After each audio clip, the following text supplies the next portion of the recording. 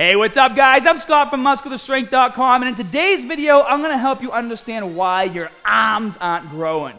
But I'm gonna do it in a way that's a little different than my normal structure of my videos. Normally, I'm very PC. This video is not gonna be that way. So if you don't like that kind of content, you need to go. Now, you guys have dubbed me the OG of fitness, and it's a title that I wear with honor. I love it when you guys say the OG of fitness, or when you guys come see me at events, you're like, oh my God, I started watching your videos when I first started training. You're the OG of fitness. I absolutely love that, because back then, teaching fitness on YouTube meant teaching fitness on YouTube.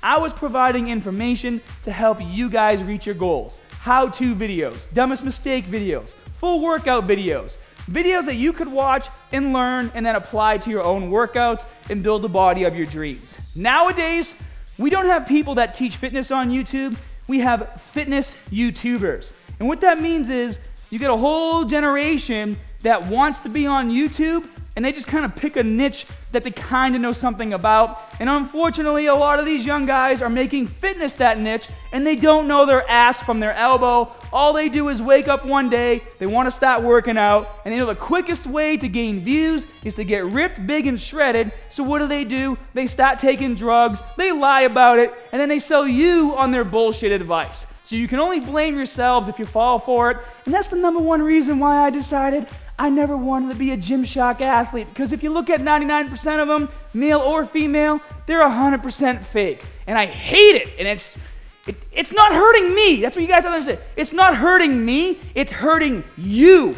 You are the ones wasting your time, you are the ones getting injured, and you are the ones not learning anything from their content. Let's get over to the arms. Enough rambling. We'll ramble more during the video. So number one reason why your arms aren't growing is your exercise selection is absolute garbage. And it's because of videos from people like I just mentioned. This is a V-bar, and it is used to do a triceps pushdown. Doing this with a tricep pushdown. Now we're doing this as our first main compound movement, so we can go a little bit heavier. This is not a compound movement. And if anyone tells you to start your triceps day off with this, it's because they're on juice and they don't know better. Let me tell you guys a secret. You can take juice and not even train, and you will put muscle on. You can probably stick yourself with a needle and the same day go take a shit, and from all the struggling of trying to do it, build muscle. Like, that's how it works. Your nanograms per deciliter go from an average of like 400 to 600 to 4,000 to 5,000, okay? That's testosterone levels.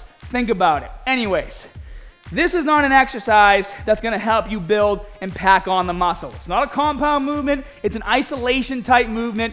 Even the worst degree you can get to be a personal trainer teaches you the difference between compound and isolation. Now, what sucks is a lot of you people... What do you mean, you people? Who watch these videos online, you're watching them because you are a beginner or you're looking for something new, and you're watching the video because that's where you go for your fitness information, and that's okay. But if you're a beginner and you're doing a triceps pushdown, you could be doing 20 pounds, 30 pounds, 40 pounds, even 50 pounds. This is gonna be hard for you because you're new. Your muscles are in their infant stage, you haven't put any muscle on yet, so this is gonna feel hard, and you're gonna be sore, and you're gonna think, oh my God, so-and-so said to do this exercise, it was hard to do, my muscles are sore, and I gained a bit of size. He must know everything. No, when you're a newbie, okay? I've made a video about this, I'll link to it right here. It's called Bulking, You're Doing It Wrong. You have 4 years where you're basically gonna pack on the most amount of muscle. And it's gonna happen like this. In year 1, you're gonna gain 20 to 25 pounds of muscle as newbie gains. As long as you're eating more food and you're doing a good workout program or an absolute shitty garbage program, as long as you're moving weight, you're gonna build muscle. How much you build, it's gonna depend on how good the program is, but you still will build muscle. Year 2, 15 to 20 pounds. Year 3, 6 to 8 pounds.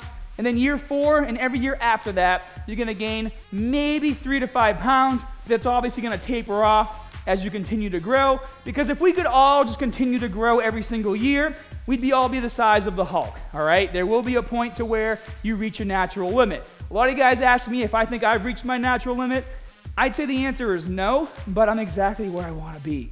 A lot of you guys say, how come you haven't gotten bigger, Scott? Well, it's not because I don't know how. I've made plenty of videos about it. I like being this size. Is it so hard to believe that I like being this size? I don't think so. I can lift heavy ass weight. I can go for a run. I can hike a mountain. I can do a Tough Mudder. I can do a Savage Race. I can do all the things I like to do. So I'm good. Back to this exercise. Another reason why this is bad is because as you do start to get stronger, obviously what's going to happen? You build muscle, you get stronger, you increase the weight. So let's put on 115 pounds. As you increase the weight on this exercise, what happens?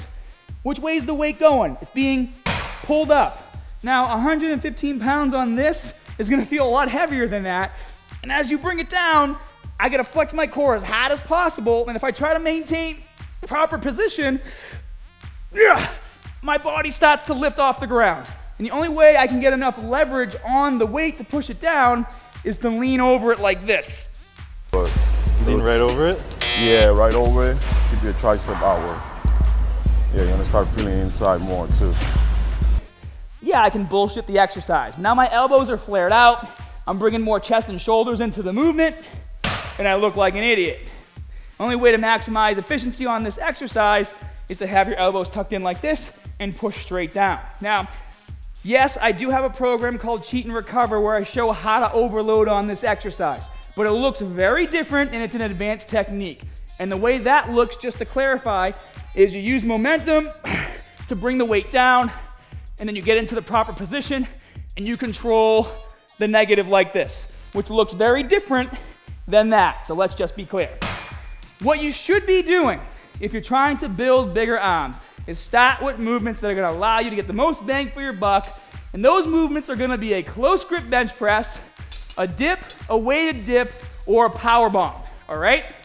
Now, I don't have a dip station here, but we all know what a dip is. But I also know not every single one of you guys can do a dip. So your number one choice should be to head over to that close grip bench press.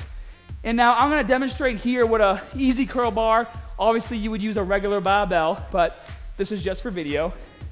And when you get into position, you keep your arms shoulder width, all right? Don't do this. This is just stupid. Keep your arms shoulder width, bring it down over your belly button, and push straight up. You're gonna be able to do so much more weight safely like this because your back and your core, your whole body is being supported by the bench. You're not floating in air like on the triceps push down. All the way down, all the way up. Boom. Exercise one. And you don't even need a ton of exercises. All you're doing is training your arms. You can get away with just 2. Stay here for 6 or 7 sets, guys. Most of your arms don't grow because you're doing way too many exercises and not enough volume. Sit here for 6 or 7 sets and then move to your next exercise and then you're done. For exercise 2, this is what I would recommend. My absolute favorite exercise is a power bomb, which is a seated dumbbell overhead tricep extension. Power bomb, just a lot easier to say. Now this is very similar to a skull crusher, so if you prefer doing a skull crusher, that's fine. But for a power bomb, you hold the dumbbell like this, all the way down, all the way up, and that's how you perform the movement. Now with this exercise, I do not recommend ever doing it with a single arm, and I'll explain to you why. You can do it, but there's really no point if your goal is to build muscle, maximize volume, and weight. If you do this exercise with a single arm, especially as a newbie, your shoulder stability is gonna be junk. Your arm's gonna be moving all the way around like this because you haven't built up the stabilizers in your shoulder yet to be able to handle holding a dumbbell straight and going all the way up and all the way down. Now, a lot of people also say that you shouldn't fully extend your arm.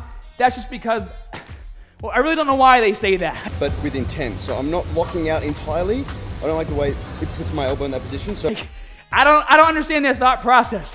What's gonna happen when you fully extend your arm? Well, what happens with me is that I'm able to fully flex my tricep at the top of the movement, and then this new invention called gravity pulls the dumbbell back down. So I don't understand how you put your elbow in a compromised position, fully extending up. It's just an excuse dudes use to lift more weight, because you can lift more weight doing half the range of motion. But the reason why I would do it with two hands versus the one hand is because you're always going to be able to lift more weight, and your shoulder is going to be much more stable in a two-handed position.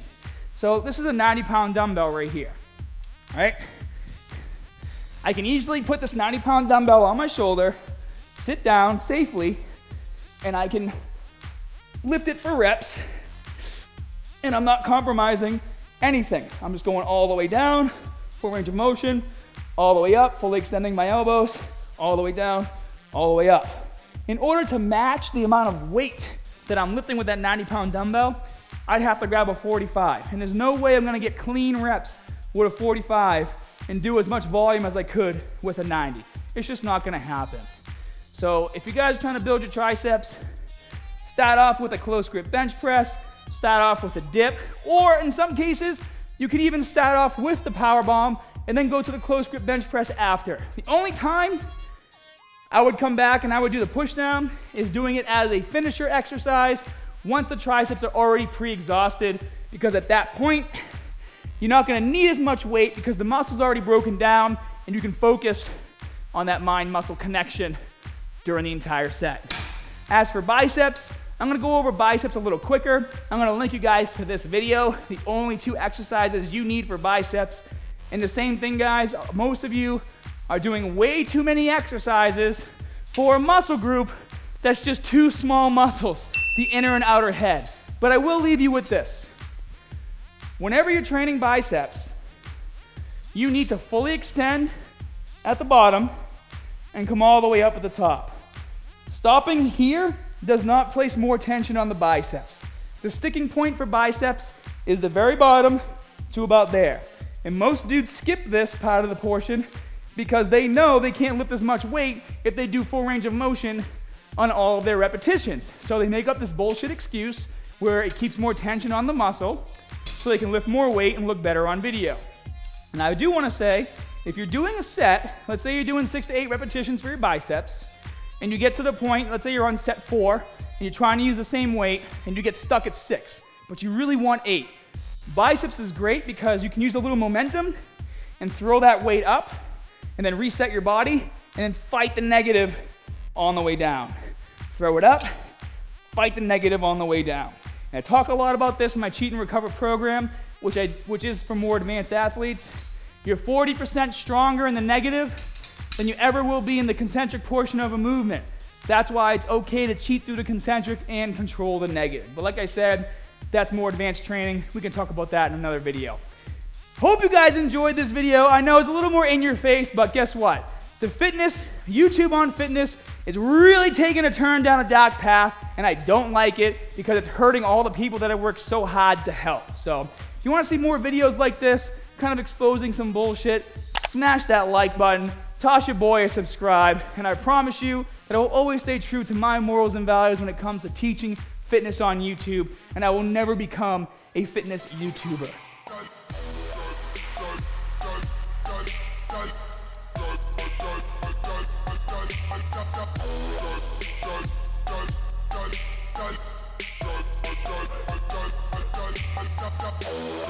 Go.